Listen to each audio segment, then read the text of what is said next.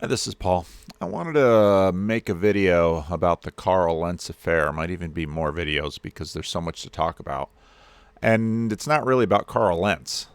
This is just yet another incident into the church in North America, the church in the West, modernity, post-modernity, celebrity, money, sex, sexual standards, what religion is. It's all in there. And it's obviously something that captures attention. I mean, this is an article about a pastor that gets in People magazine. Well, why is that?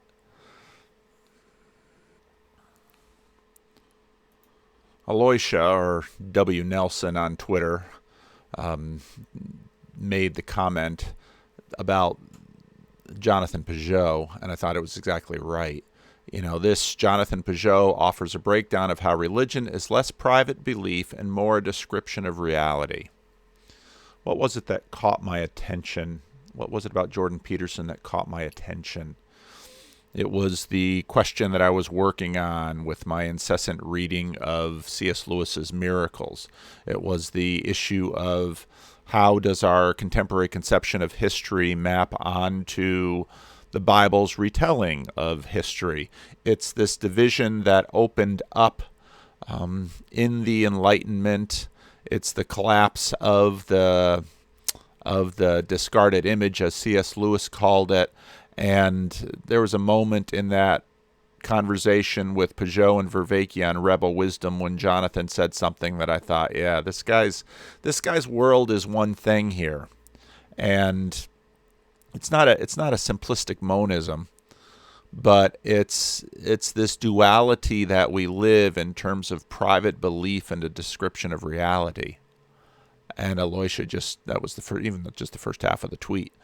And it was, I think this was in the conversation with, whether Babylon Bee should have Jonathan Peugeot on their podcast, and they definitely should. But it's bringing the worlds together, and in many ways, that's what my whole quest has been. How can those of us who, in terms of our imaginary, sit atop a globe spinning around a sun, read the Bible, Genesis 1, for example, where you have a flat table, some pillars beneath, a firmament above, and the sun, moon, and stars within the firmament. The waters above are not the clouds. How can we bring the worlds together? And in some ways, this story about Carl Lentz and his affair is a story about two worlds coming together calamitously. But it's about two worlds within him. And, well, we all have two worlds within us. We're all duplicitous, fraught, sinful. A quick catch up on the situation for those of you who don't follow this sort of thing. Carl Lentz, Hillsong pastor and spiritual advisor to Justin Bieber. Justin Bieber comes up in all the time in this, and we'll see a little bit later why.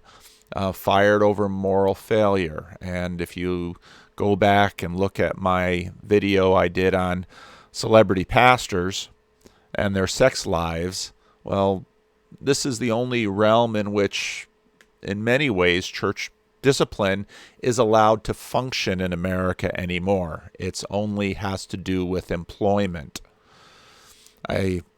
Jonathan Peugeot and Rod Dreher did a video together, and Dreher's book makes the important argument that an overly politicized reality will naturally lead to tyranny. And Jordan Peterson's new book, Beyond Order, it's the chapter that he talks about that. I mean, this is what the IDW tree and what our conversations have been pointing to for a long time, even if we didn't recognize it. But then the question is, what is the other space? When you arrive at a certain monism in your world, and it's simply political, well, will it devolve into tyranny? So the skinny on this is that Carl Lentz, celebrity pastor, skinny jeans pastor, was caught in an affair. and fired. That's the protocol. And there was a boilerplate corporate evangelical press release, and another one of the channels read it, and I thought, yeah, that's exactly, these things write themselves. But part of the purpose of those documents are they write themselves. There's actually a liturgy that is enacted for something like this. Hillsong, the mother church, and we're going to get into them a little bit too. You're going to launch an independent investigation. Probably what they're going to find is that this was not the first time. Now, the fact that Carl Lentz had this affair with a woman who was not in his church actually speaks to his integrity in some ways, because there's a whole lot that gets bundled into this. And like I said, I could do multiple videos on this situation because there's so many angles that come into this. The pastoral identity, the privilege, the power. And again, those are all charged political words right now. And they're going to see how widespread this was. Chances are this was not his first affair. Chances are there are women in the church that he had relationships with. And again, this is boilerplate upon boilerplate. And so certain other chatty non-player characters are going to say, he's a monster. Is he? Probably not. He's a vulnerable human being like you and I. He's got weaknesses, he's got temptations, and he's got something in him that now will be addressed. And actually, ironically, this is probably the worst thing that's ever happened to him. It could be one of the best things that ever happened to him in a really cruciform, painful, devastating, destructive way. It could be a eucatastrophe of sorts, but life is like that. And so the pastor and the family are in intense marital therapy. That is so interesting. That's the protocol. That's the standard. That's the boilerplate. And the girlfriend's on GMA. Oh, what a world we live in. Before I say anything more, I want to say this. So this picture on the left is the picture that a lot of the media is promoting, and it's probably the picture from the church website. And he's kind of a fashionable guy, and his wife is beautiful, and his children are adorable. And there's a lot going into this in terms of Protestant churches, sacramentality. In a sense, in a very Protestant way, he and his family, all dressed up here, are an idealized version. That's, in a sense, how the pastor functions. Now, this is very different from a priest. And why are priests celibate? I mean, again, there are so many angles that go into this thing. So many angles. And I can talk about him because everybody's talking about him. But even though I'm not friends with celebrity pastors of his stature, in many ways, every pastor of a Protestant church is a sort of celebrity in a minor way.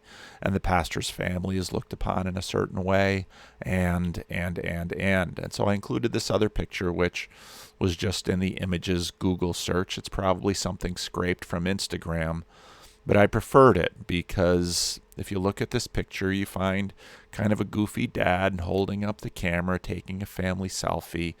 And here's his family probably at the beach on a vacation or a day off, just having some fun, being a family. But there's layers. There's layers and layers and layers. And in a sense, everyone in the picture on the right at the beach sort of being themselves, but they're being themselves in different ways. And so, yeah, as a pastor, you sort of offer your life up to the world as a mirror, as a prism, as a reflection of all of these things, as an icon of all of these things we're talking about and all of these things we're trying to look through. I'm seeing things scooting around in my office. I'm going to have to get the mousetraps out again. It's that time of year when the weather turns cold that the mice come in from the fields and start to try to inhabit the church, and they love my office. So anyway, sorry for this video brought to you by Decon, Kill Some Dead. Yeah, I've got a lot of feeling for this situation. I really feel for him and his wife and his kids. This is not a story you want to have happen, but as I said a few minutes ago, ironically, in a eucatastrophe cruciform way, it may or may not become a kind of story that 5, 10, 15, 20 years later they look back on very differently than what they're feeling now. And this will shape those kids. Those kids will never be the same because of this. And it's all in the news and on People magazine and Good Morning America because of his success. And in some ways, again, the way the Protestant evangelical church is constructed, this is what you look for, you know. But we're going to get into this because it's very easy to start pointing fingers at the smoke machines and the lights and the big sound and the guitars and the tux and the good clothes and all of these things and say, aha, they're worldly. Look at the pageantry of Rome or an Orthodox church and zip back centuries after centuries and look at royal courts back then. Those churches in some ways are reflecting the high status that, well, notice how political campaigns basically follow the same entertainment script. All of this symbolism is rolling out. And it's in a way convenient to simply duck and cover into this symbolism of the 4th century or the 11th century or the 16th century or the 19th century or now the 20th century. And you know, church trots out all of the status markers of those, whether it's a robe or a suit or a mitre or a beard. The thing is, those symbolic forms have had time to take on Velcro and add other things to them and form and what we're seeing right here with evangelicals and Instagram and social media and celebrity and rock stars. You know, I said to David Fuller, you know, he talked about, you know, that Pangburn, Sam Harris, Jordan Peterson moment. You know, Jordan Peterson was a rock star, and yeah, you know, a year later he's in rehab, not for drug and alcohol, but, you know, the benzo and all of the layers to that. But are there not layers to to this sort of thing too? This story is important. Why do we gawk? Why are we attracted to it? Why are we fascinated by it? Why do we project ourselves and onto these narratives and embody them? And you know, why do pastors want to be like Carl? Not right now, but why do pastors want to be like Carl? Why do women want to sleep with him? Joe Rogan. He's caught Joe Rogan's attention. A couple of videos, you can just a little YouTube search, you can find them. One video where he's talking to Bill Burr, and most of their conversation was about celebrity pastors, and then this picture of Carl Lentz and his dick root. I didn't know what a dick root was, but you know, it's shorts are down too low. But a more recent video where he's talking to Gary Latterman, who's a university professor who writes about drugs and religion, and his background is in American religious history, which I thought was interesting. It wasn't a particularly good conversation, I thought. Joe Rogan had to carry too much of that. Latterman wasn't really in his element. But there's a little section on Carl Lentz there that I thought Joe Rogan really nailed. There's a lot in that video about religion and what religion is, how we see religion, all the different definitions of religion. But when Rogan is talking about Carl Lentz, he says, well, you've got the guru drug, the celebrity drug, and the sex drug. Yeah. What do we mean by drug? Drug and religion isn't that far, which is Latterman's point, but in some ways it is quite far, because in some ways, there's so much there. There's so this is one of these points that there's so many connections to, and that's why it draws our attention, and that's why, what other pastors are we paying attention to when, Bill Hybels, when there was the scandal around Bill Hybels, did it get this kind of attention? No. The post-mortem scandal around Ravi Zacharias, did it get this much attention? No. And there are, pastors, we have liturgy about it. Moral failure. Pastors have moral failure a lot. And the churches have developed liturgies around it. But the liturgies now are sort of corporate employment. And in many ways,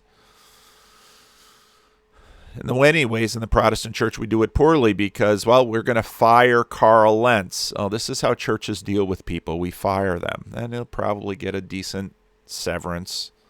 He's got plenty of money. He'll be well taken care of. He has access. He can start a podcast. And, someone mentioned a church, and then there was a porn site that reportedly offered him $77 million. It's probably a great way to get publicity, to have him preach on their porn site. Oh boy, this whole story, there are so many angles and aspects, and so much of our culture just simply comes together in on it. Now, if you do, again, another YouTube search, you can find some other smaller channels that are giving the rather repetitive Christian responses. This one guy seems to be an ex-pastor, was a worship pastor, and he's got a podcast, something about dads, and celebrity pastors have to stop it. Yeah, but then he touches on this in some ways, but it's not. It's a function of the entire ecclesiology. There's a fancy Vanderklay word, which is a theological word. Ecclesiology, which is the study of the ecclesia, the church. It's the way that we do ministry.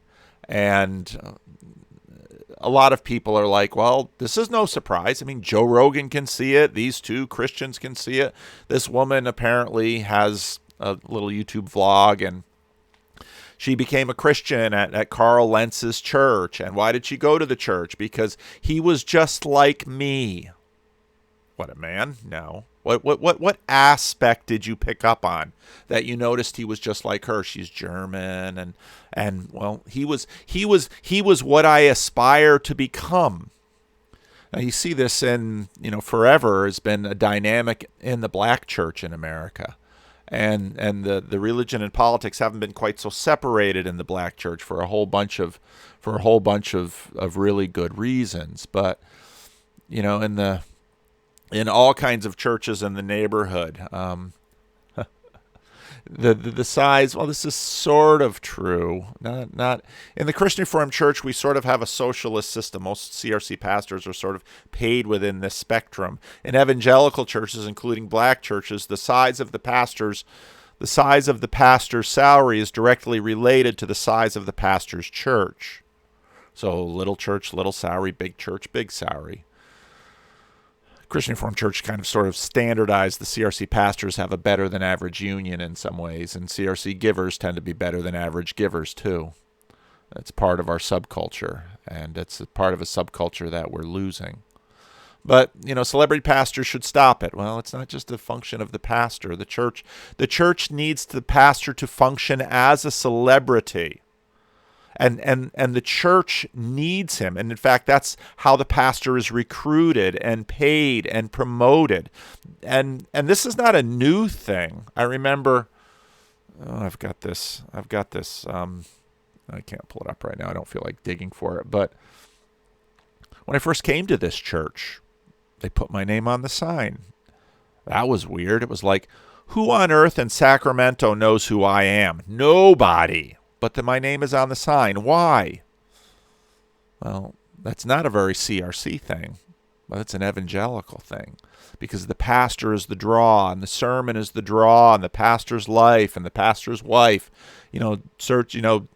type in Carl Lentz into your Google search and wife will come up quickly. Type in Joel Osteen and wife will come up quickly. There's a lot going on here. And you're not going to find that, obviously. Bishop Barron, wife? No. Why not? Well, what's going on? How's a priest and a minister different? Even the two words. Why are these two words different? How does a minister function in a Protestant church different from a priest in an Orthodox or a Roman Catholic church? Is one better or another? Are they living in two different worlds? How do these worlds connect? Why did the Protestant Reformation make these changes? Now, what this woman will keep saying are things like, well, yeah, this is what he did was horrible. What he did was horrible. Okay, what was horrible about it? Well, he betrayed. Well, what is the betrayal that is manifest here? Is it a bigger crime that he committed adultery to the church or to his wife? Because part of what happens in Protestantism is that the nuclear family sort of ascends in a way that, well, it doesn't happen with celibate priests, but then the celibate priests, you have the pedophile priest scandal. If you look back in Roman Catholic Church history, the priests had families and mistresses on the side. There's so much here. There's so much here. And I want to get into it. I want to dig into it with this GQ article on Hillsong that came out a number of years ago. And even in the title, Inside Hillsong, the church of choice for Justin Bieber and Kevin Durant. Okay, now why Justin Bieber and Kevin Durant? Well, they're celebrities. Well, what are celebrities? How do they function in our culture? In many ways, the celebrities are the priests of American culture. They're the stars by which we navigate. We project onto them. We insist that they play a role, and we see ourselves through them. This is why People magazine, just check out, if you're still going to the grocery store and not getting your food delivered, and if they still have magazines instead of just candy and everything at the grocery store checkout, check out what's going on those tabloids. What is the fascination? And now, I want to mention Chris Arnatti here, because there's a lot of back row America in this conversation. But back row America is in many ways a better tell, undistorted by a lot of the status stuff that's being played out in front row America. So there's lots and lots and lots going on here. All right, just look at the picture here. Look at the picture. Now, he's kind of got a fist. Is this a protest? Or is it an open hand? Is this Jewish way of praying? He's lost in individual, mystical, psychological, psychic rapture. One of the most interesting statements that came out of Jordan Peterson's visit to Liberty University was he was quite moved by what he saw. Well, why? Well, what is the evangelical church doing? Well, if you go into an Orthodox church and you have Jesus, of course, up there in the dome and the icons on the wall, and you walk in, it's supposed to elicit a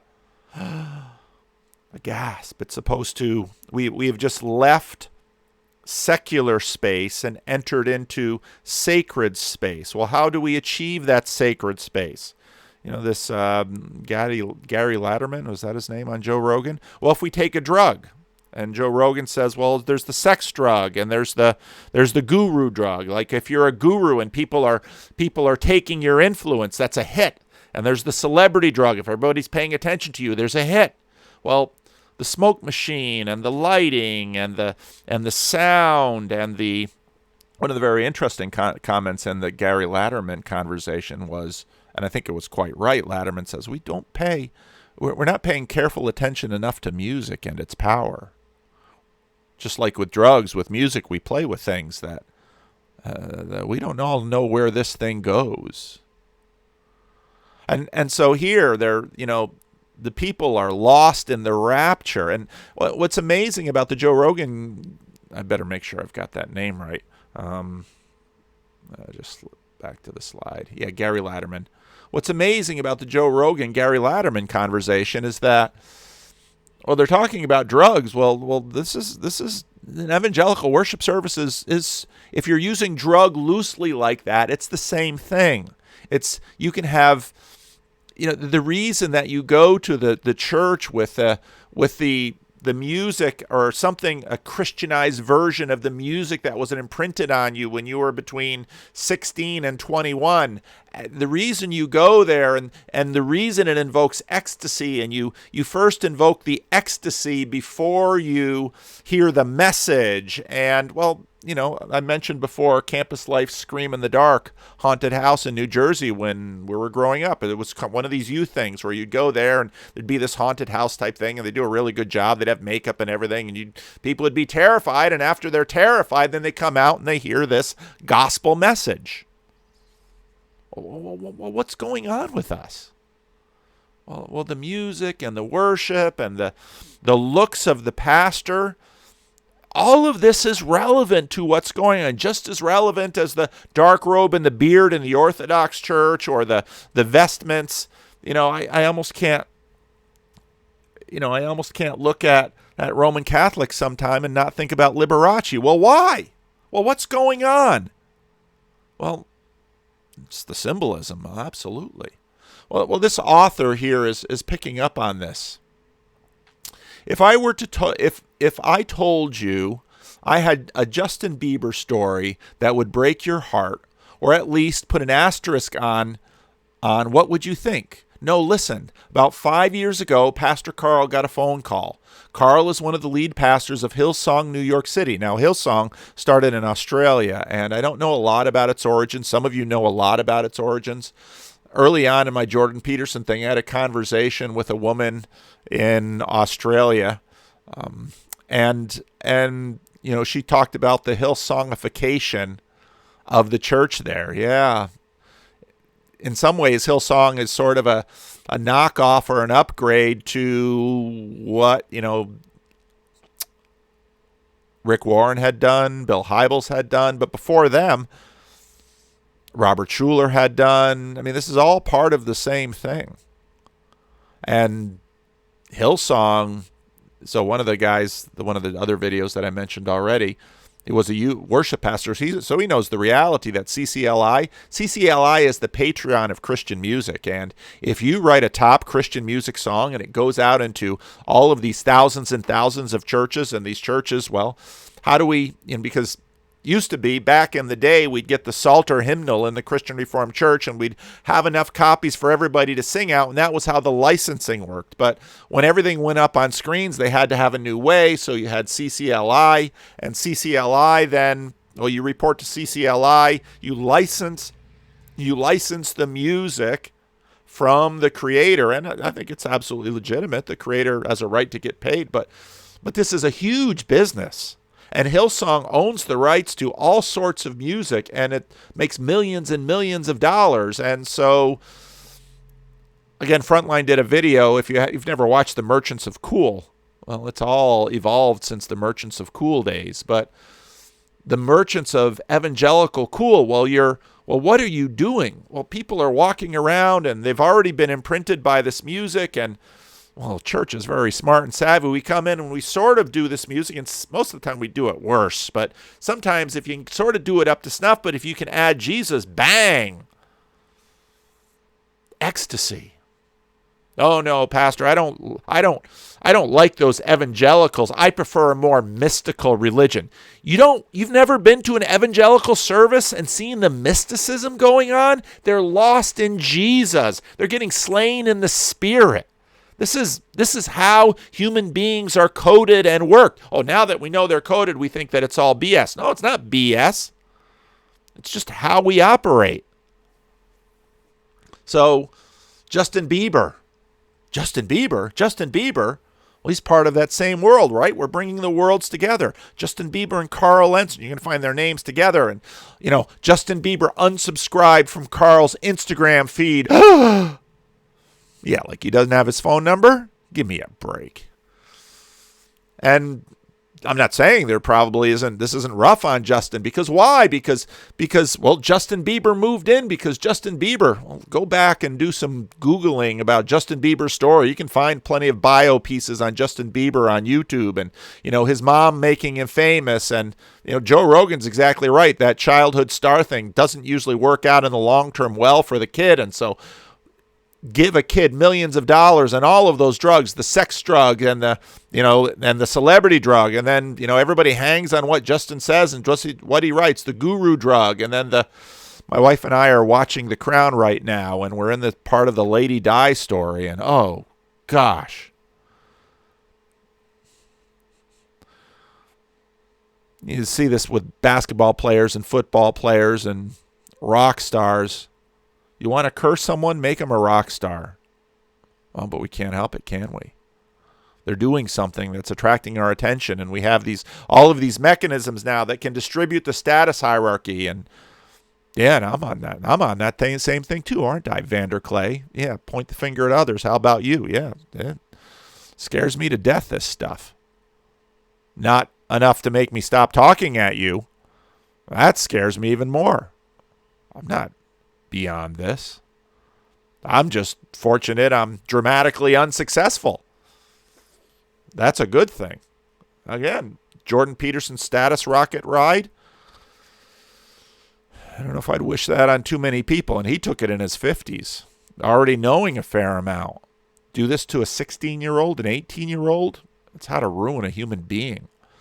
So Justin Bieber. About 5 years ago, Pastor Carl got a phone call. Carl is one of the lead pastors of Hillsong, New York City. All of that cool. All of that electronic mysticism.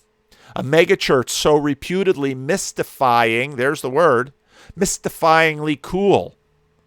It's heaven and earth are being joined right there in the crowd. Mystifyingly cool that cable news outlets covers its service like there's a Kardashian birthday bashes at One Oak.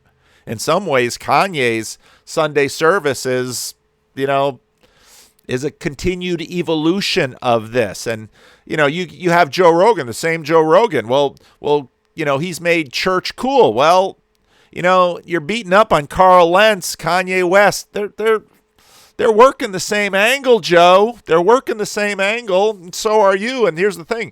Joe Rogan has some credibility about this because he knows it. Because he's, maybe not A-list. He's not Justin Bieber status, but Joe Rogan's been around a lot of status and seen plenty of drugs and seen plenty of sex, et cetera, et cetera. And, we're going to have to talk about some of that stuff.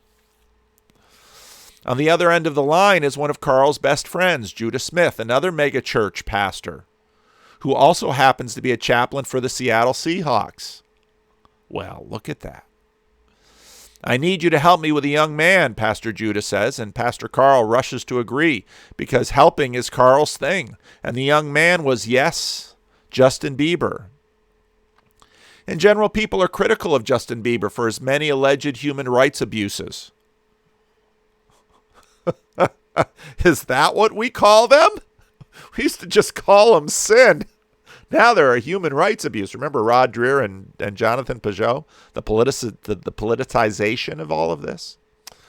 I heard he once used a wheelchair to cut in line at Disneyland. Oh. Disability appropriation. And this upsets Pastor Carl because Justin lives his life on the front street. Yeah, this is real front row America. Which is a Southern way of saying that we can see all that he does while he can get to conduct our sins in relative anonymity. Ouch. Front Street. But no Christian, no person could live under the scrutiny that Justin faces, says Pastor Carl. This boy is 21. He's in a horribly toxic world. He's trying to do his best to figure this out. Carl is 42. He lives in a horribly toxic world. He's trying to do the best to figure this out. Principalities and powers. Sin. It's beyond us. It's beyond us all. I think about Gandalf hanging on at why can't I think of that? My Tolkien cred is I've just lost my Tolkien status.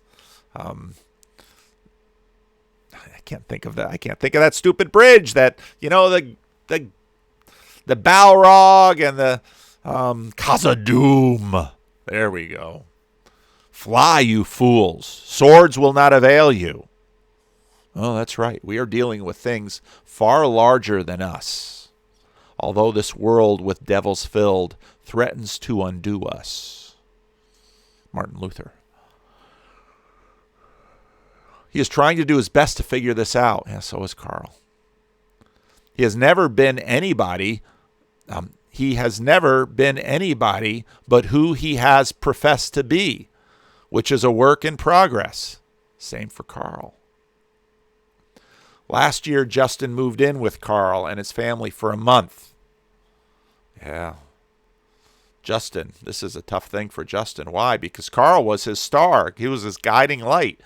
Carl was the guy that's supposed to help Justin deal with the money and the drugs and the girls and the paparazzi and Carl navigating it successfully was instrumental to Justin's ability to mark the path forward. Yeah, they're facing a Balrog. And they worked through stuff. During that time, Carl says he saw tabloid reports about horrible things Justin was supposedly doing, when meanwhile Justin had been sitting there in his kitchen the whole time. It was helpful to think of Justin here at this point in his life as a biblical character. At the very bottom of a Jobian well of his own making. Of his own making? Really? We put this kid, we do this to children and to young people, and it's of his own making? Yes, partly. That's the thing. It's not just him, it's him and us, and it's the same with Carl Lentz. He had been caught being monstrous to just about everyone around him. Who could blame him with everybody trying to get a piece of him? And you're 16. Again, look at the lady die stuff. He seems to be spending more time with drugs than with Jesus. His music was bad. Oh. First they have a little bit of talent and we motivate them to take that talent and develop it, and then we give them all the tools to destroy it. Yeah, a rock star. He's a rock star. Well, he's going to be in rehab by his 28, right? I mean, it's stereotypical. There was a petition circulating online to deport him back to Canada. I may have signed it, but one day, this is a good author here. She wrote a bunch of other interesting pieces in GQ, I noticed. I may have signed it, but one day, according to Carl, Justin looked in the mirror and he was ravaged by feelings of loss. That's where Carl's is today. He got on his knees and he cried, "I want to know Jesus." And Kanye's been there too. You go up the status hierarchy. Who are you going to find? It's not just going up into orbit and looking around for God because you're the first man in space. You climb the status hierarchy and you look at how you're being treated, and yeah, in rehab you'll find Jesus. Happens all the time. "I just want to know Jesus," Justin Bieber sobbed to Pastor Carl, and so together they prayed. Suddenly Justin was overcome by the gospel, and he said, "Baptize me." And Pastor Carl said, "Yes, bucko, buckaroo." He really does call Bieber buckaroo. And now you should too. Let's do this. Let's schedule a time. But Justin Bieber couldn't be Justin Bieber for 1 minute longer. "No, I want to do it now." Justin Bieber needs a new life, and Justin Bieber believes Jesus can give it to him.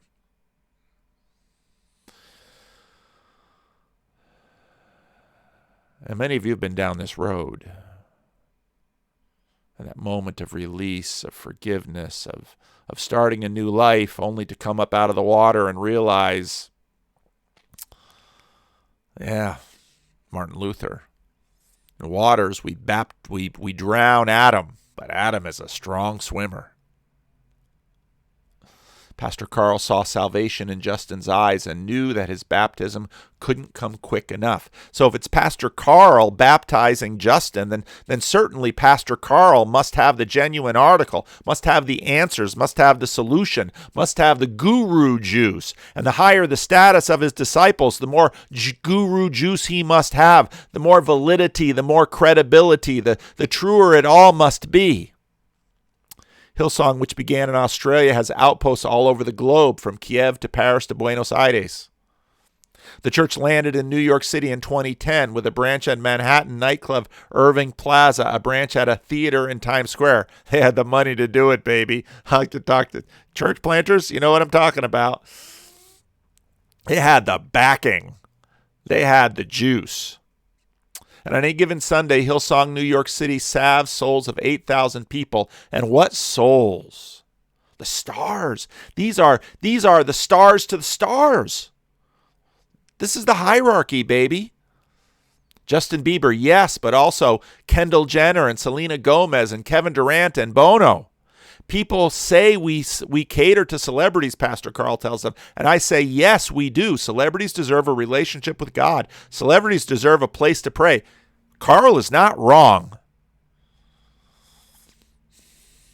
But principalities and powers, fly, you fools. This swords will not avail you.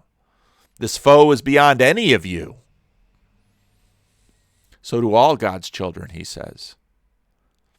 And so they save seats at a special selection for celebrities because, well, it's only fair that if we make these people do this thing and we shower them with money and we destroy their lives, they get a few VIP seats. Because, if they don't, poor Justin could never hear the service. It's sort of the Ronald Reagan why he doesn't go to church thing, right? So they save seats in a special section for celebrities, but also for people in wheelchairs and single moms who are running late. What about that wheelchair thing at Disneyland?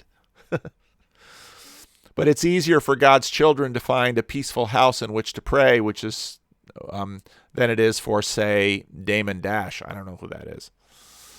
Anyway, I wasn't done with Justin Bieber's story. So Justin needed a baptism post-haste, and Pastor Carl and Pastor Judah and Justin Bieber got into a car, and one of the church's body men...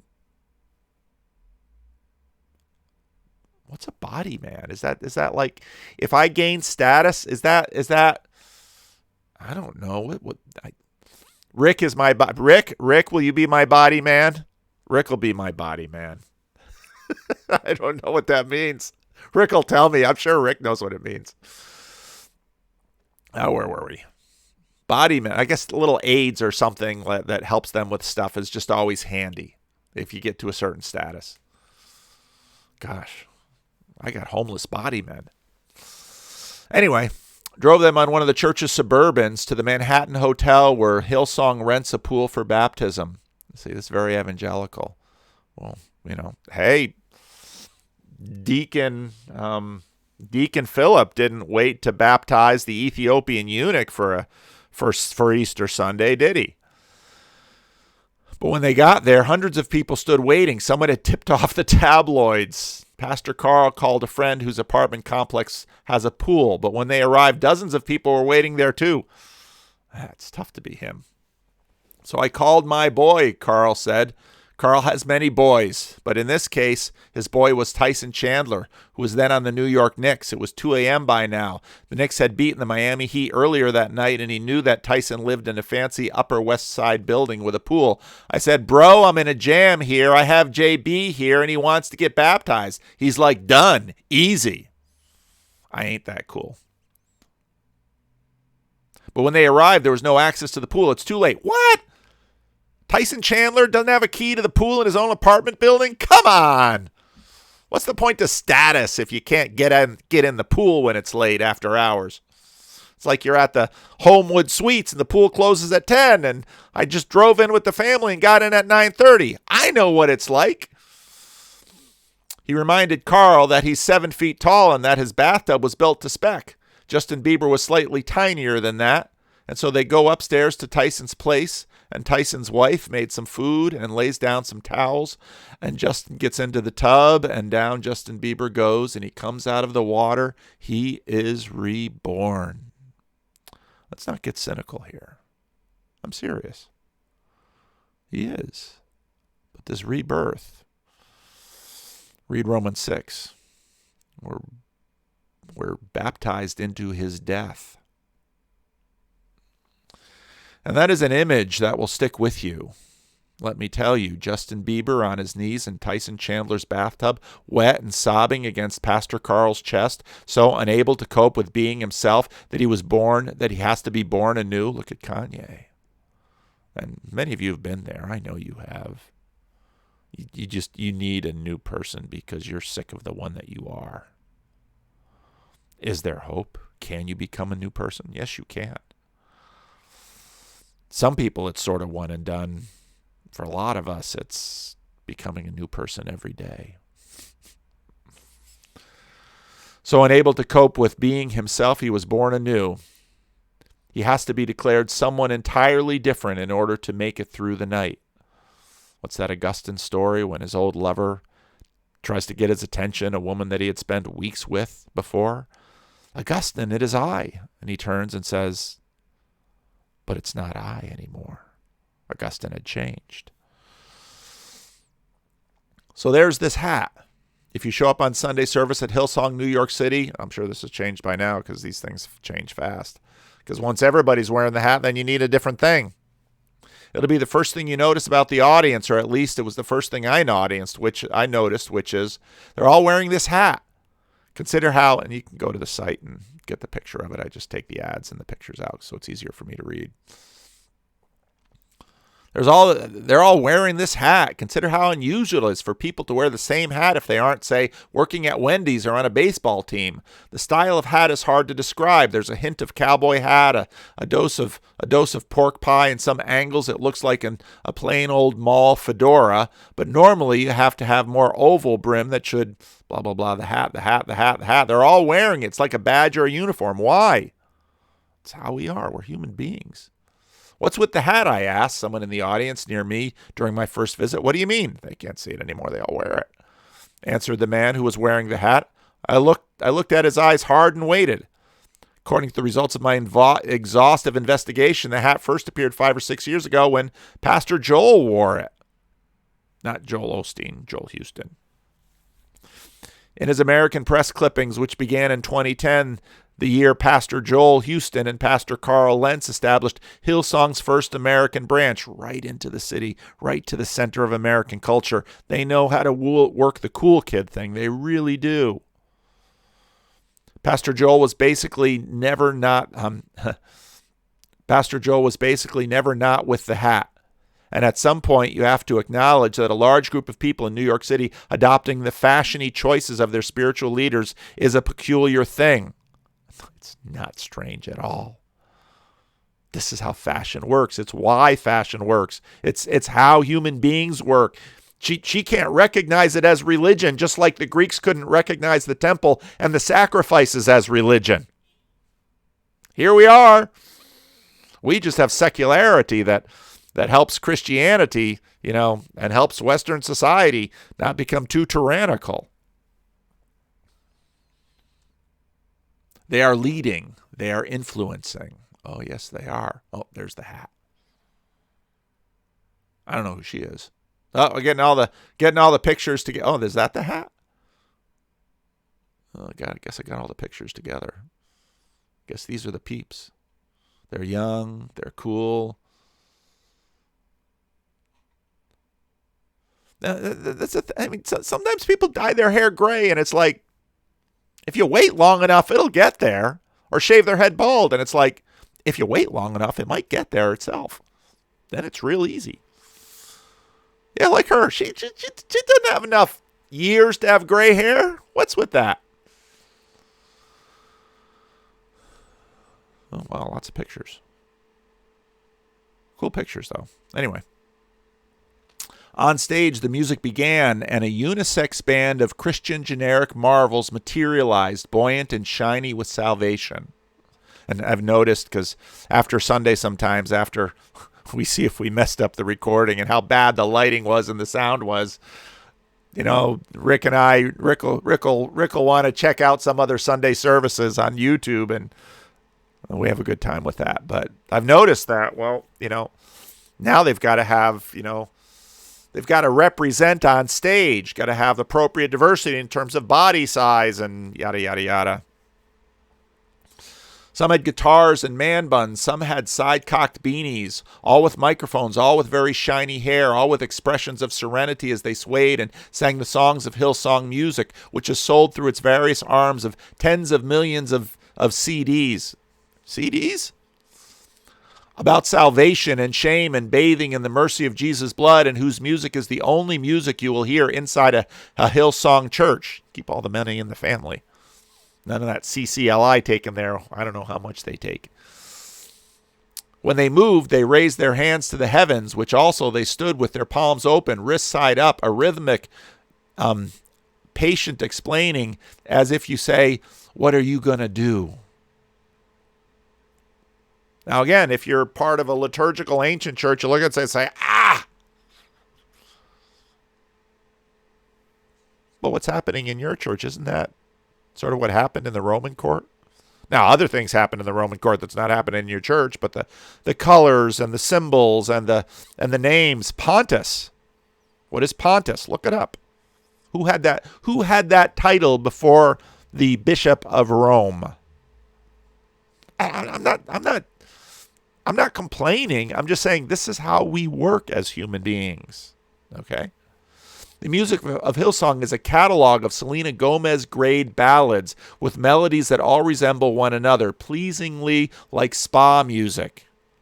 They call to mind deeply sincere love songs, as if were appropriate to put phrases like, my Jesus on that cursed tree, and furious love laid waste to my sin, and suffered violence healed my blindness, and face down when mercy finds me first in a love song. That's right. That's right. That's what we're doing, right? And, after the Jordan Peterson thing and the Jonathan Peugeot thing, I can't worship anymore and not pay attention to all of the symbolism in the songs. And it's not just the new songs. Find the 19th century hymns and the 18th century hymns and the ancient songs that have been adapted. And we wouldn't have half of Christian hymnody without the book of Revelation. It's what songs are. Tonally and tunefully, it's a Jonas Brothers. They went to Eastern Christian. Look it up. Famous school in northern New Jersey. Famous celebrity alums. When are you going to put my name on that Wikipedia page, huh? What's the good of having MOOCs if you're not going to put your night on Wikipedia? I'm kidding about the Wikipedia, please. I don't need any more information out there about me. Lyrically, it's a hymn, and yet the singing is hot-breathed and sexy close into microphones. It made my body feel confused. Why? Because sex and God? How do we work out these things? Ask Peter Kraft about sex in heaven. He's got a great answer. He says, I don't like thinking about sex in heaven because it makes me think about sex on earth. It gets him into trouble, just like all of us. I was witnessing the logical conclusion of an evolutionary convergence between coolness and Christianity. That's what Kanye's doing, right? That began at the dawn of the millennium, when progressive-minded Christians, terrified of a faithless future, desperately rended their garments and replaced them with skinny jeans and flannel shirts and piercings in the cartilage of their ears in a very ostentatious effect to be more modern and more relatable. That woman that made the video about Carl Lentz, she says, he was just like me. Which is why today you can find ironically bespeckled evangelicals in Seattle and graphic designers soliciting tithes with hand-drawn Helvetica flyers in San Diego. And again, Hillsong just does it better. Come and see how we do it at Living Stones. You can walk into mega churches all over the country where the pastor will slap on a pair of leather pants. You don't want to see me in leather pants. In leather pants and drop the F-bomb. Boom! How do you like me now? Jesus Christ Superstar. Pastor Carl is spreading the gospel of Jesus the way the church has always intended. One selfie with a celebrity at a time. But it doesn't always feel like they're trying too hard. That's the way it feels in most churches. These guys make me think of Starman, where Jeff Bridges is trying to say, yo, what's up to Karen Allen? But he says, I send greetings instead. Why? Because I send greetings is what you would say in the 19th century. The book on Hillsong, however, the other book, the lowercase b, is that they're the real article. The world's first genuinely cool church. Oh, author of this piece, have you not been around? We'll get to find out a little later why she doesn't know these things. A lot of you know very well. The music, the lights, the crowd. Begins an incredulous woman narrating a CNN segment on Hillsong, New York City in a smarmy CNNese. It looks like a rock concert, and the lines around the block are enough to make any nightclub envious. This is a good writer.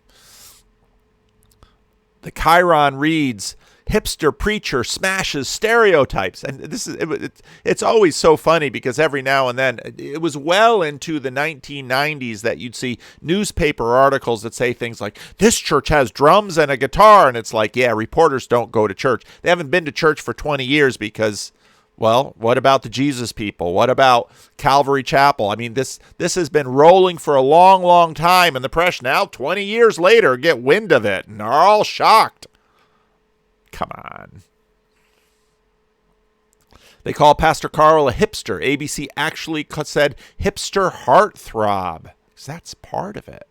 That is part of it. He's the ideal. And, well, we've had President heartthrob with Barack Obama. Now, I know some of you are going to pull faces, but I know a lot of women who look at how he looks at his wife, and they want him, but their wanting him would undermine the image they're having. And you say, well, that's confused. Well, that's what human beings are.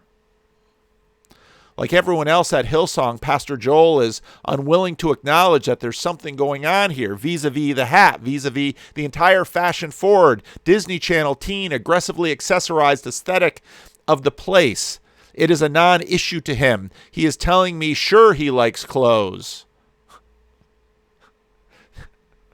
I went to a Korean ordination service once because I'm an old pastor with status in the Christian Reformed Church, and so they invited me there, and I got there on a Sunday afternoon, and when I walked in wearing what I was wearing, there was this panicked look on many faces, and so they found a black robe that the pastor owned. The only problem is that I'm 6'4", and the pastor was about 5'10", and yeah, it looked hilarious.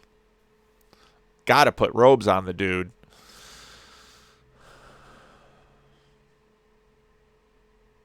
Yes, he tells me, sure, he likes clothes, but that's the end of it. What he means to say is that a lot of people like clothes. And anyway, why am I asking him? I should ask Pastor Carl about the clothes, he tells me. What Pastor Carl does, he says, that's intentional. Then he laughs. So I did. I asked Pastor Carl, and he said he really doesn't think about it. Okay, maybe he does sometimes. That Dick Root thing, is that intentional, or just the waves kind of, carry the trunks down a little bit, and the paparazzi snap the picture? I don't know. But spend that time in the gym. Make sure you keep that six-pack. This is not disconnected. Aren't I thinking about it? When I show up in an interview and my whole head-to-toe Gap thing, my whole neutrally attired thing, that was a decision too, Carl pointed out, wasn't it? Carl's not dumb.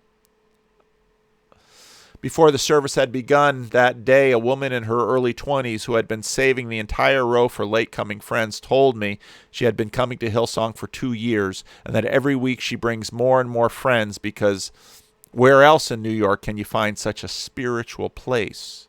She used to go to a Greek Orthodox church. She's one of those. Every single person I met at Hillsong was a churchgoer somewhere else before he or she began going to church at Hillsong. Is Hillsong not a rescuer from deconstruction, but part of the deconstruction?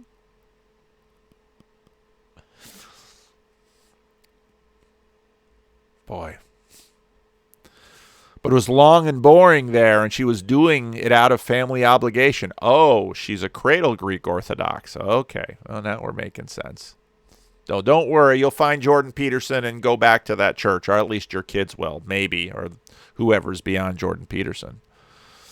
I told her I could relate. She told me she liked that the pastors here sounded like her, only better.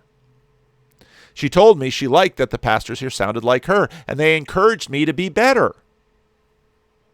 I asked her what that meant, and she told me that I had to understand that it wasn't easy out there, that her job was stressful, and that holding these seats for her friends, who are always late, was stressful. Let the friends come to church on time. Don't save them seats. If they want to come, they'll get there. No, but I've got to do my thing to get my friends here. Like I've told this story before. I was at a church that went from 250 to 1,000 within a couple of years. And, then you're saving seats. And it's not much fun. It's plenty of seats at Living Stones. I promise I won't wear leather pants or skinny jeans. When her gang showed up, 3 songs in, 5 of them were wearing the hat. And all around the church, that is the story of the congregation tells from beneath their hats. That finally, there are clergymen who look familiar, who offer a message that relates to their actual lives. They're bringing the worlds together.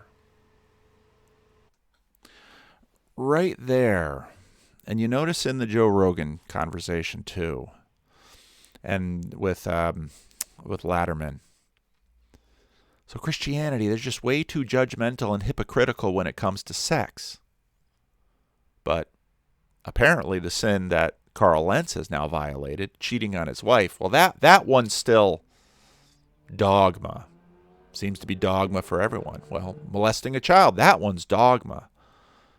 All of this openness, well, the openness isn't quite as open as you imagine. There's plenty of dogmas around it. There's plenty of rules around it. And it's just the rules that I believe in are obvious, and the other rules aren't obvious. Who could believe in them? Because we understand pluralism, right? Joel was just a teenager when that happened, and he'll answer any question about his grandfather. He tells me that he considered changing his name, that he wanted nothing to do with him or any of it. Also that he believes that Jesus probably eventually forgave old Frank, because that's what Jesus does. What is striking about this is how admirable it is to answer questions about something so ugly. But it's also inherent to Joel's Christianity. People sin. We all sin. But as time went on, Joel found his calling, writing most of Hillsong's music and shepherding it into global success. One day, Joel was in Manhattan, and there was a rainstorm. He sought refuge under a canopy that happened to be at a Salvation Army headquarters. Do a little research on Salvation Army and look into their history. Very interesting organization. By the way, they're a church. Which was maybe a sign. He was struck by the idea that Hillsong might make a go of it in a city like this. That a city like this, picture him surveying the miscreants walking by under their umbrellas, might really need Hillsong. And he walked around for the next few days, and all he saw were signs confirming his sign. He called up Carl, who was now living in Virginia with Laura, now his wife, and said, "What if we were to start Hillsong in New York?" And now they're 5 years later, and they're surrounded by 8,000 congregants every Sunday. Size validates, right? There in the green room, we talked about faith for a few minutes, about how the media made fun of people who have faith. You see, now we're back to the Cold War, that Christians are like everybody else, just prudish. Well, things have changed now. Christians are unlike everybody else because they're evil. Well, in some states more than others, or certain kinds of Christians. I told them I wouldn't make fun of them, at least not for having faith. I told them I was, in fact, now running late to get home for a time of Sukkot, which is beginning that evening. She's Jewish. You know, Carl said, he had taken off his T-shirt and was now just wearing a tank top and a gold chain and drinking water, and every tattoo on his arm saluted me. People always forget that Jesus was Jewish. Joel and Laura nodded. Jews don't, I told them, and laughed. But I was the only one. I came back the next week and the week after, and one Sunday morning after that I had thought would be my last time in church. I woke up and felt strange and unexpectedly bodily need to put my hands in the air. This needs to be in a room where people fanatically wouldn't worry about a soul. To hear from Carl that he most definitely had answers to all of the questions. I told my husband I was short some reporting and headed out to Montclair. The first time I went to church I was 14, and I went with my father, who had begun accompanying his girlfriend, it was a Catholic service. So we were asked to kneel, which I knew from attending an actual Orthodox yeshiva on weekends was not a thing that Jews were really supposed to do. My father whispered to me that he eased his guilt by saying I can't say it because I'm raised Dutch Calvinist, but Jacob knows, under his breath. And maybe I should try this too. It's sort of like Naaman, kneeling when he goes in with the king. But Dad has a new girlfriend and she's Catholic, so...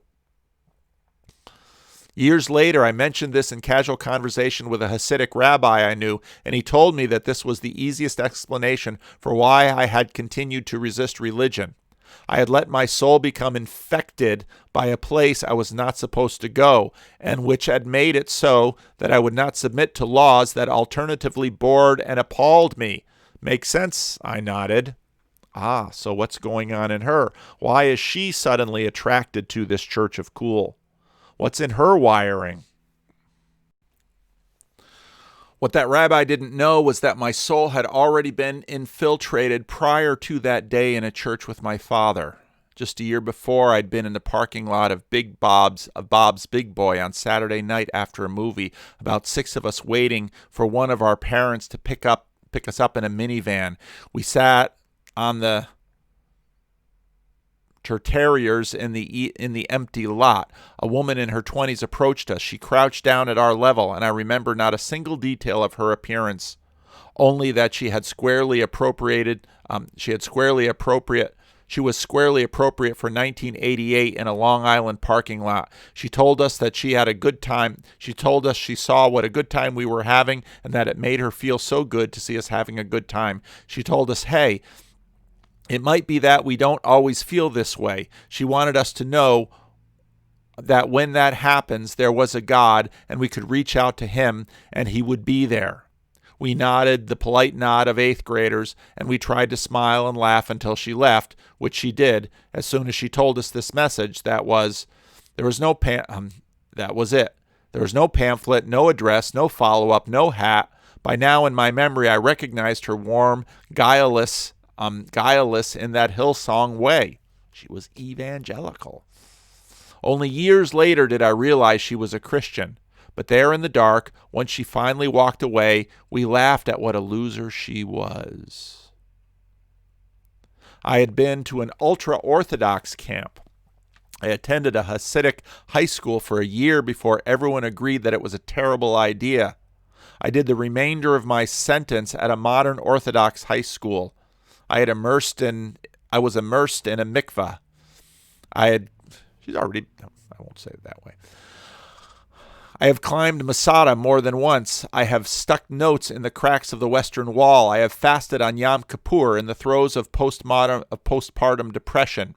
I sat on a bathroom floor and begged God for peace, not quietly but loudly, my husband on the other side of the door holding our baby and asking if he should call someone, if maybe we needed to get help. I didn't realize it at the time, but in that parking lot, I was having the most religious experience I would ever have in my life. I think about that woman all the time. So what is religion again? Pastor Carl and I met at the Corner, a cafe in Montclair, New Jersey. Montclair is not in New York, it's in New Jersey. New Jersey is a very important state. I want you all to know that. Important people have been born there, including me. A cafe in Montclair where he's a regular presence. Carl wore a black tank top, a gray sweatshirt worn flash dance style, collar chopped, tank top straps exposed, the gold chain, some silver wrist cuffs, a gold Rolex passed down by his grandfather. His sweatpants were pushed up to just below the knee. It was raining, but it wasn't cold. He walked in and spent a few minutes talking to the servers about their lives.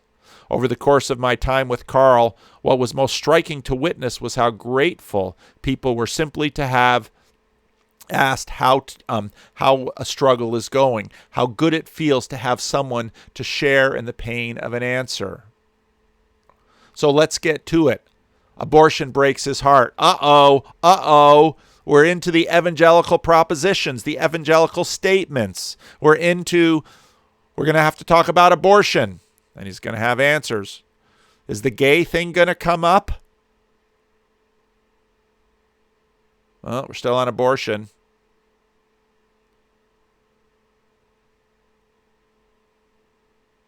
There it is. And everyone, but with footnotes. Earlier in the evening, it came out that a male leader of the New York choir was in a committed Christian relationship with a male singer in the choir. I like how she put a committed Christian relationship. Why did you use that word? Whether or not this was an open secret within the church, it was not completely clear. But when it came out publicly, Joel's father, Pastor Brian, was forced to clarify out loud that yes, the church is against two men in a relationship. A particular kind of relationship. These two men in particular are amazing human beings, Carl continued, and he starts to cry at this, at how painful this was for everyone involved. He's an easy crier, and the memories are hard for him, which is probably why he's a really effective pastor. He is able to connect emotionally with people. And we got a picture of Justin. Anyway, I've read a good bit of this. I don't want to read the whole thing for you, but it goes all the normal places and it hits all the normal points. Okay, so what's the job of a pastor? Well, of an evangelical pastor, it's to embody and deliver the life you've always wanted. And we see all these things going back and forth, transference, countertransference. You can put it into psychological terms. He's like me. No, he's the ideal you're pursuing. His family is sort of roped into the project, maybe happily, maybe not happily. Laura, his wife, certainly knew what she was getting into if they met at, well, getting into to a degree. Who of us when we're young really know what we're getting into? He has she's the first lady, and some of the same dynamics happen. She leads the Bible study, but of course in a church that size, it's all different.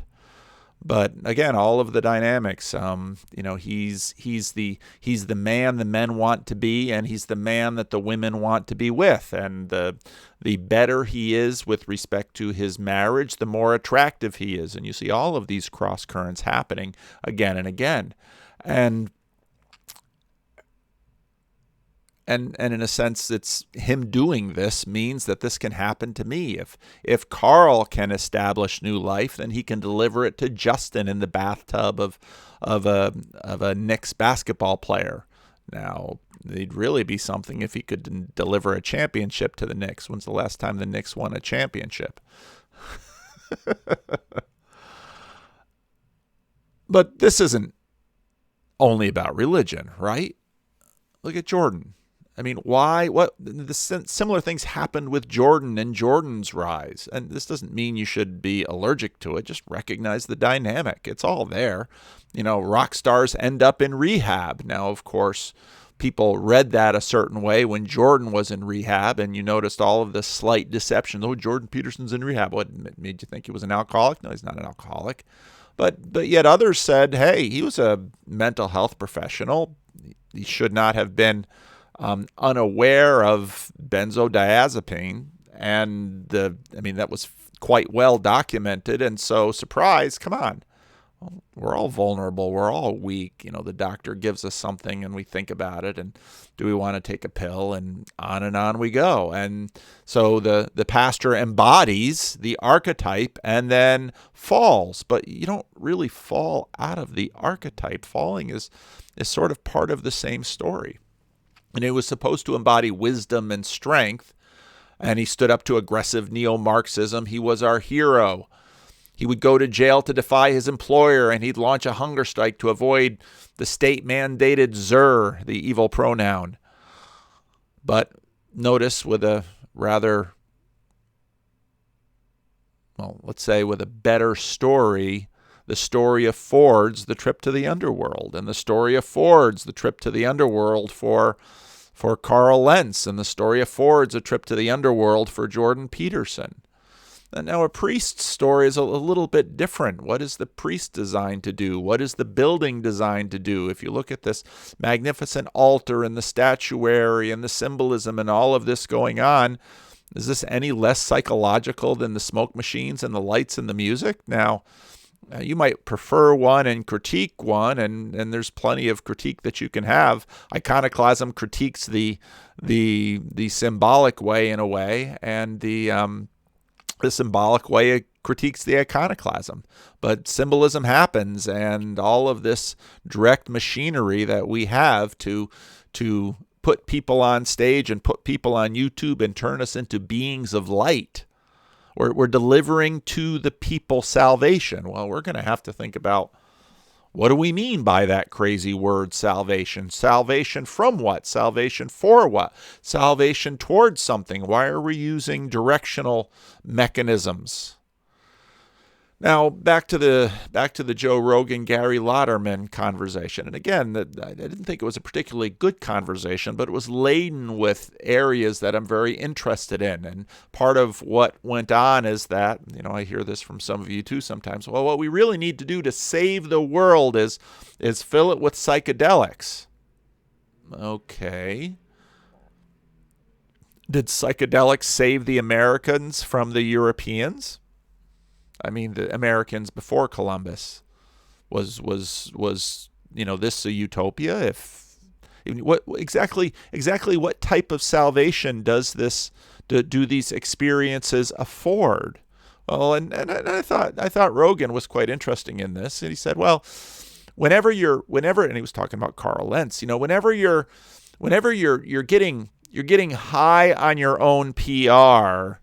You take a psychedelic, and the little creepy crawlies within your imaginary will come up to you and take you down a notch or two, so you won't be too big for your britches. Okay, make you a little bit more humble. But the problem isn't that we don't have these experiences; it's that we don't learn from them. Well, the psychedelics will make you learn from them, really? And if this was the case, wouldn't we just find people who had been taking psychedelics outperforming everybody else on whole different ranges and scales?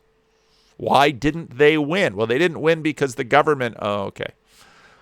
It's not really a credible answer, and I'm not trying to dismiss psychedelics, but I tell you why I don't have a lot of faith in them.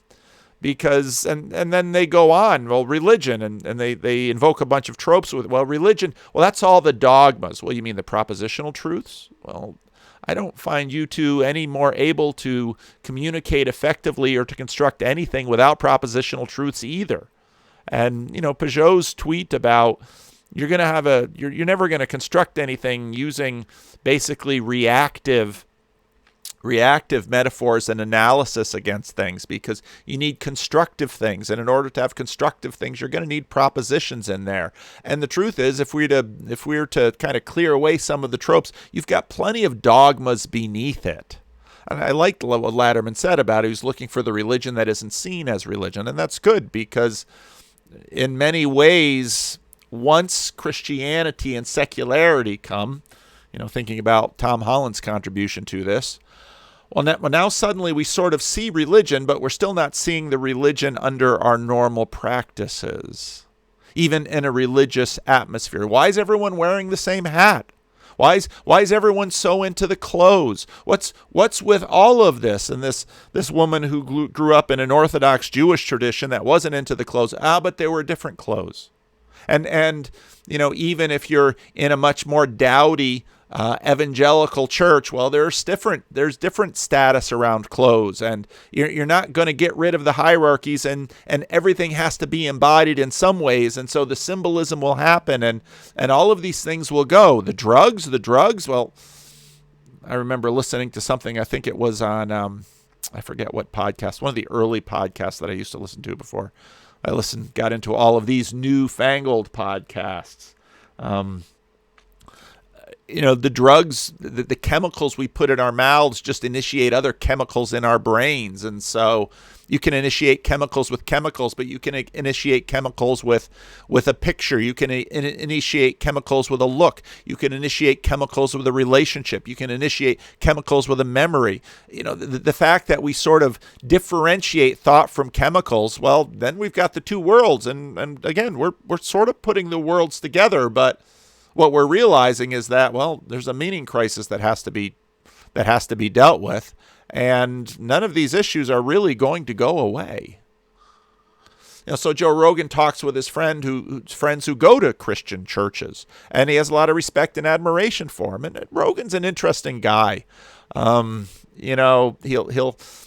He's chameleon in a way, and that's part of what makes him such a good interviewer. He can sort of move into the He's got sufficient members of his consciousness Congress to slot them into the seat, and so he can be the druggie, he can be the cool guy, he can be the MMA wrestler, he can be the that's part of his skill, and part of what happens if you're an actor and a comedian is you figure out how to embody these things with your body and with your persona, and Rogan's good at this, but so he's got friends who go to church, and he has respect and admiration. They're good people. And again and again and again, I hear all this wistfulness about community, but it seems sort of flat-footed and unrealistic because, well, what does it actually take to have a community? Part of the reason that adultery doesn't wash in these communities is because adultery is just dramatically destructive to communities. And while all these churches, they're sort of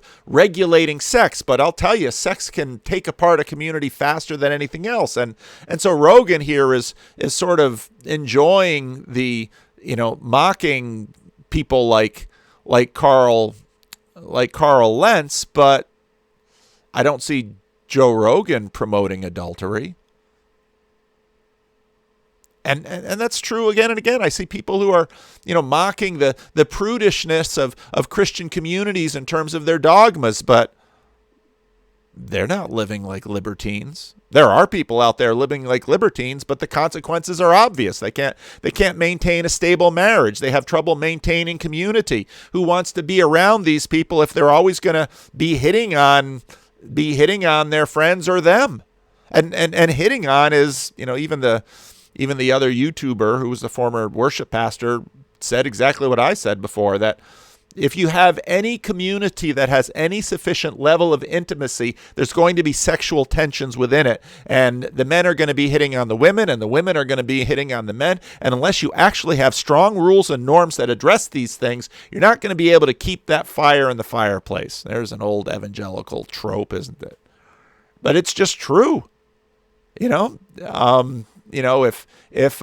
Joe Rogan has a whole bunch of hot starlets in his studio and winds up sleeping with them after the session, what do you think his wife is going to do? Well, why is that? Well, why can't we be open about that? Well, why can't we be open about it?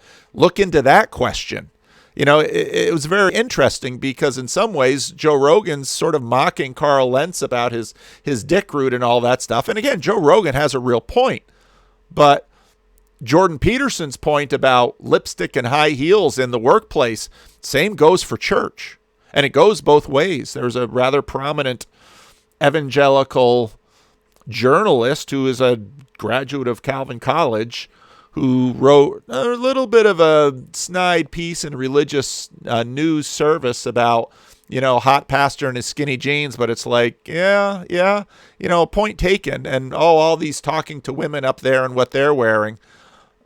This is, again, I got to go back to Peterson in that Vice interview because Peterson was honest and upfront about this stuff. And even though, not unlike Carl Lentz, even though he can't necessarily embody every archetype perfectly and certainly will fail, as do I, as will I, this is the nature of humanity. Woe to him to whom the stumbling blocks come, Jesus says, and Jesus was right. But Peterson in that Vice interview was dead on right. We don't want to talk about this stuff. And I have to tempted to make a clip out of it, because when I know when I make clips of Peugeot, some of the Peugeot community get a little nervous because Vanderklay's horning in on the clips, but sometimes Jonathan says some things and it's like, I remember it, but I want to find it again, because when Jonathan was talking about it was in a nursery rhyme or something, but basically the thing we can't talk about. There are reasons we can't talk about things, and sometimes it's important when we not talk about things. Everything can't be out there on the surface. Some things need to be concealed and hidden, and some things need to be up there. And reality is like this, and the patterns lay themselves out. And Peugeot is right, but we've all got those things, don't we?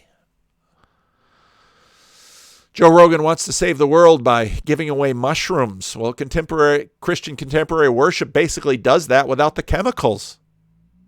And so do sacramental churches, because maybe you've had years and years and years of the Christian contemporary thing, like my friend Warren Mills, who started out with the dispensationals and then went to the charismatics, and now is in a old rite Anglican place, and he says, I've never loved it more. To take on sort of this Spock-like Protestantism that say we have no feels. Well, even in the frozen chosen variety, where we stand up at the same time and we sit down at the same time and we keep all of our emotions inside, even doing that process is an emotional process, and you don't escape this stuff. It's all there, and it plays out in different ways. Liturgy does this too. We all do this. It doesn't mean there aren't better and worse ways, but this is what we're navigating. Invoke the trope that Christians need to lighten up about sex. It's so interesting because Gary Lauderman, all of these groups, they all talk like, well, the whole world out there seems like one repressed Christian.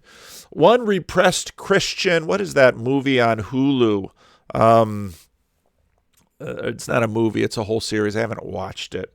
The Handmaiden's Tale, like the whole country are all these frozen Christians, and this libertine sexual. The 60s were 60 years ago. I mean, come on. You're at university and you're telling people that other cultures have had other rules about sex, and this is somehow enlightening because they're all little repressed evangelicals. Well, maybe the thing is that only people who are going out of church are the ones able to keep their life together enough to get into college. Maybe that's the way it'll become. And so the trope of the university professor expanding everybody's minds. And I just think, well, there's a lot of front row mythology in there, because I'll tell you, if you talk to a lot of people who grew up in back row churches, they know all about sex in church and pastors hitting on people and. Stuff doesn't go away. It's not like people don't know about it. It's always a trope, too, that people come to the pastor and the pastors live these sheltered existences. And it's like, I don't live a sheltered existence at all. People come into my office and tell me the most amazing things that are true and about their lives that you wouldn't believe. And I can't talk about them, but there it is. It's just fun pointing out the hypocrites, isn't it? Got this from Jonathan Haidt's Happiness Hypothesis. Scandal is great entertainment because it allows people to feel contempt, a moral emotion that gives feelings of moral superiority while asking nothing in return. With contempt, you don't need to right the wrong as with anger, or flee the scene as with fear and disgust. And best of all, contempt is made to share. Stories about the moral failings of others are among the most common kinds of gossip. They are a staple of talk radio, and they offer a ready way for people to show that they share a common moral orientation. We're all being prudes together when we tisk about his adultery. And hey, believe me, I'm sure his wife, you got to feel for his wife. Even the mistress goes on Good Marriage. I'm sorry. And wasn't some of Donald Trump's mistresses apologizing? And it's, I don't know. I think if I was them, I'd probably have some really harsh words where to tell them to go do with their apology. But this is the mess that we're all in, isn't it? This isn't new. Tell an acquaintance a cynical story that ends with both of you smirking and shaking your heads, and voila, you've got a bond. Well, why can't we create these stable communities just out of scandal? No, scandal's part of it. And I'll tell you, I go into plenty of churches, and back when we were having a lay preacher training, when we could meet together, it's just a staple of sermons to portray this we know better scandal and to tisk about the people not in the room. And I always call the preachers that are training in that, say, this is a cheap way to build a bond, but it won't hold. You need something bigger. And the bond isn't those sinners out there. The much stronger bond are the sinners in here, in terms of in my heart. Because actually you might be able to get someplace. So invoke the trope that Christians need to lighten up about sex and the fun of pointing out the hypocrites. These guys have plenty of codes and dogmas about sex. How does Joe Rogan feel about adultery? How about his wife? How many celebrities are in open marriages? How well does that work, really, over the long term?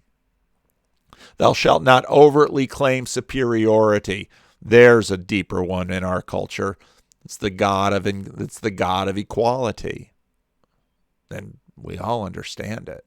And that's what scandal and pointing out hypocrisy is all about. Sinners in the church, including the pastors, what upholds multiple values? Communicate these values through what they do, liturgy and worship and norms and hats and what is and isn't permitted.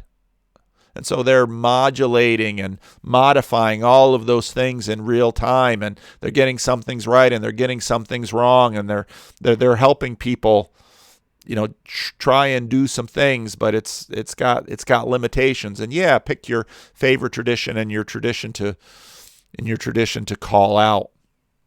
And before, if you read your email and you read your comments and you listen to the people following your channel, you got to really watch the smirk and the snark, because it's easy to get smirky and snarky over Tim and Jamie Baker, and then someone comes up to you and says, my parents became Christians because of them, and it saved their life and their marriage. I get smirky and snarky about Joel Osteen, and then I'll get a note from someone who, I go to Joel Osteen's church and I listen to your videos. It wasn't an uncommon thing to have people who went actually to Living Stones here say, I watched Joel Osteen before I come to church. You and Joel say the same thing. And I think, do we really? I kind of doubt it. But what commonality between me and Joel Osteen are you seeing? It ain't the hair. What does failure look like? What happens when you fail? Churches have to get a better way than just, dismissing the pastor quietly. What do we do when we fail? How are we treated? Clergy continue to be treated differently, held to a higher standard, and that's good, but we've got 1 speed and 2 speed going on here if you haven't noticed. And that's so often the way it is. We're going to get rid of the monks, and so we kind of make the clergy the monks. And we're going to get rid of the celibacy, so we sort of elevate the clergy family. And Justin Bieber comes to Carl Lentz and learns, wow, Carl can really help me out with my celebrity. And Lentz is a pastor to the stars and can really help with that. But then what happens when Carl stumbles and falls? Maybe Justin will forgive him. Maybe he won't, because it feels to Justin like a sin against him. Maybe not. Maybe Carl and Justin will get together and they'll look at each other, and Carl look at Justin and say, hey, it's still Jesus. I was never your God. To the degree that you put me on a pedestal, you put me there because you needed me there. But I never belonged on it. And one of the things you learn as a pastor is those people that put you on a pedestal, they'll kick the pedestal out from under you just as fast. They put you on a pedestal because they need you there. They need a little God up close, a little God that's a little bit more relatable, one they can come around. But then when they find that you're an insufficient God, the good pastor will point and say, yeah, I always was. And I played that role for you to a degree. Maybe a little bit voluntarily. Maybe you cast me in this and you shouldn't have, but We're all doing things we shouldn't, don't we? Ideals incarnated, we need them back and forth, and then when we learn we can't fulfill them, well, then we begin to understand what an ideal is for, and what a real ideal is, and why these things are located outside of the iron box of secularism, and why, in fact, we have metaphysical systems and imaginaries that afford things above and beyond what is incarnate, but yet are not detached from them. It's a short week because we've got Thanksgiving, which means lesser sermon time, which means lesser video time, although you might not have noticed it, so I'm not terribly disciplined. But it's the beginning of Advent. Well, what is Advent? Advent's the beginning of the Christian calendar, and it's a fasting. There's a fasting and feasting seasons. Advent is a fasting season. And you'll notice, especially in evangelical churches, there's no Advent. We just rush right into Christmas. We want to sing Christmas songs all the way to the 25th and then stop singing them. And what we don't notice is that actually the feasting is supposed to start with Christmas. And you do your vigil. Why? You stay up late so you can end your fasting and start your feasting. It's breakfast. You're breaking the fast in the morning, and you're celebrating the coming of the light, and you're celebrating the incarnation of one who does not stumble. Unlike your local pastor or YouTube celebrity who talks for hours on ends, who will one way or another let you down. As Warren Mills says, beware of you who meet your models and your heroes. Advent is a time of fasting, a time of anticipating, a time of waiting, a time of recognizing that all of our heroes in this world are insufficient. The pastor preaching against sin is a sinner. The pastor idealizing marriage commits adultery. And the common lectionary begins with a little apocalypse. What's the little apocalypse? Well, in Mark this year, as Jesus was leaving the temple, one of his disciples said to him, "Look, teacher, what massive stones! Impressive. What magnificent buildings! Certainly here in the temple we have an eschaton, an eschatological coming of the Lord that will last. So the temple, the temple, the temple." They cried of the first temple in the book of Jeremiah. "Do you see all these great buildings?" replied Jesus. "Not one stone will be left on another." You see this amazing Hillsong church in New York City with all the celebrities and all the hats and all the cool music. 10 years from now, it'll be a shell. Not one stone will be left on another. Everyone will be thrown down. As Jesus was sitting on Mount Olives opposite the temple, Peter, James, John, and Andrew talked to him privately. "Tell us, when will these things happen?" "I want to game the system. What will be the sign that they are about to be fulfilled?" Jesus said to them, "Watch out that no one deceives you. Many will come in my name claiming, 'I am he,' and will deceive many." There's only one. And it's not your pastor. Your pastor might play that role. Your priest might dispense the host, but don't confuse the messenger for the genuine article. Carl Rainer's great quote, "In the torment of the insufficiency of everything attainable, we come to understand that here, in this life, all symphonies remain unfinished." Sorry, Justin. Sorry, Kanye. Christian Church has been going back and forth on this ever since. We have our own things we're dealing with now. Some notes from Tim Keller, 2014. Our cultural frame. There's no moral authority other or higher than the self. My personal happiness is the highest good. Justin Bieber gets baptized, comes out of the water, a new man. Yeah, new. And still in process. In the end, the good of the individual always trumps the good of the community. Ooh, we're finding out some bitter fruit from that one. If God, number 2, does exist, God, the super thing, he does for the benefit, he does for our benefit to make this good world, to make this a good world to live in, moralistic therapeutic deism. Whatever meaning or happiness there is must be found in this material world. Stephen Smith's Paganism Revisited. So, where do we go with this? It's time to land the plane. It's time to end this video. There are many ways into this. My prayers for Carl and his family. I genuinely feel for these people. Will their marriage survive? Maybe it will, maybe it won't.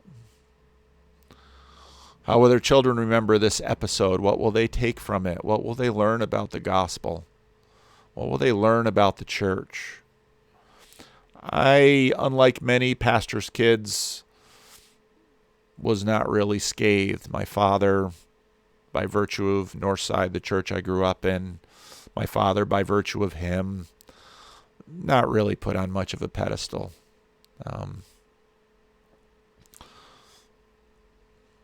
Might be why I'm uncomfortable with the little pedestals sometimes y'all put me on. Once we can no longer laugh at ourselves, even if there's a little bit of hurt in it, then we're really in trouble. But this woman, she has a couple of videos, a little YouTuber, and less than 1,000 views, but big views about, some of these videos went viral. YouTube will monetize those suckers. These are how we can avoid it. Yeah. All those things, those tricks and hacks, they work to a degree. But all the other stuff she's saying, it's true too. Celebrity pastors, stop it. Yeah, but it's a function of the system. So how do you avoid the system? Well, look at Jesus. Did he avoid the system? Not entirely. The crowds came to him. He spoke the truth to them, and they all ran away.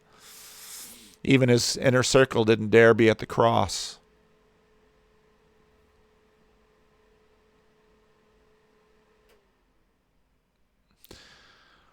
So much of this is leaning towards, okay, how can we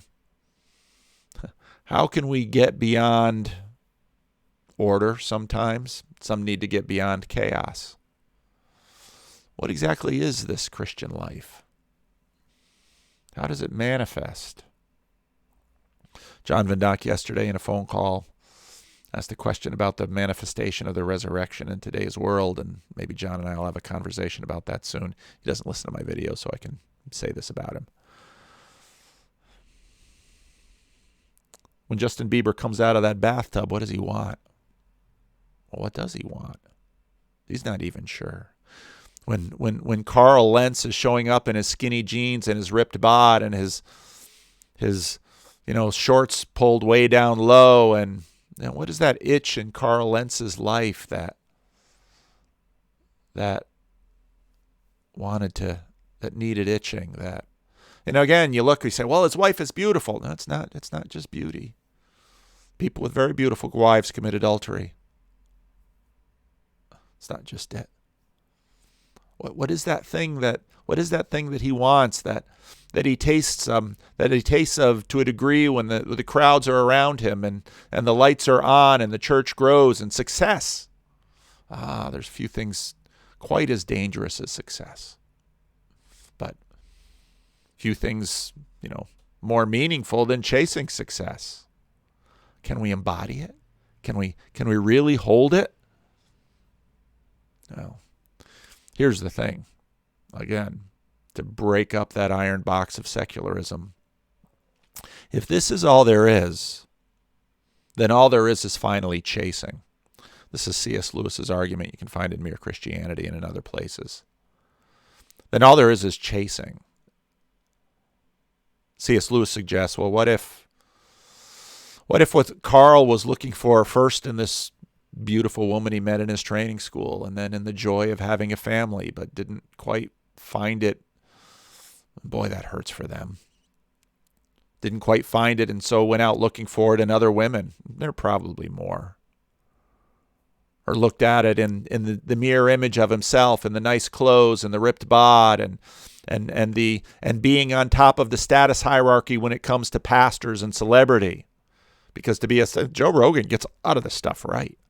To be a celebrity of the celebrity, that's the hierarchy of the hierarchies. To be the guru to the celebrities, Billy Graham sipped on that. To be the spiritual advisor to the president, Rick Warren, Bill Hybels. Dangerous, dangerous stuff. Much safer to be a